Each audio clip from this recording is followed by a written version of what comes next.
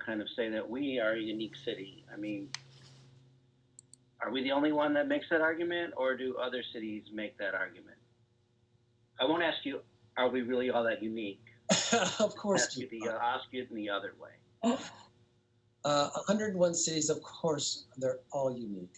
Of course they are. But we're also very much the same. When you look at a town like Alameda and you have the geography that we have and the bridges that we have, it's very obvious to come to conclusion about restrictive access.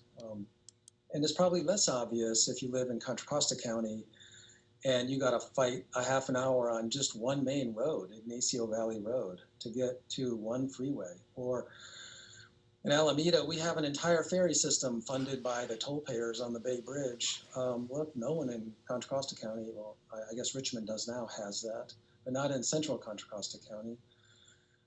We have access to AC Transit. We actually have pretty good bus service.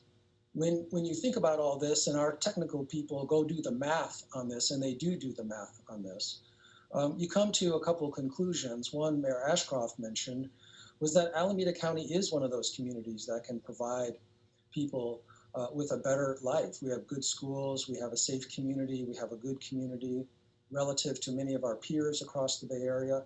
And also, technically speaking, while it's hard to grasp this, we have very good access compared to many, many of our neighbors across the Bay Area. And so this feeling that people have that we're somehow unique, sure, everyone's special, but you're not that much different than everybody else. When it comes to hazards were discussed at great length through this process, along with access, along with equity, along with transportation. And on the hazard side, look, the big hazard, and there's a state law on this, has to do with wildfires. And this notion about trying to keep people from going off into that interface on wildfires. When it comes to climate change, discussed at great length, we have $20 billion in our plan to mitigate for climate change, which will take care of a great deal of the problem for some foreseeable part of the future. But climate change is going to probably affect I-5 more than it's going to affect many roads around here, because that water drains through the estuaries across the Bay Area, and those, Solano County 80, that's probably the biggest, scariest place. Highway 37, going between Vallejo, look, that's in big trouble.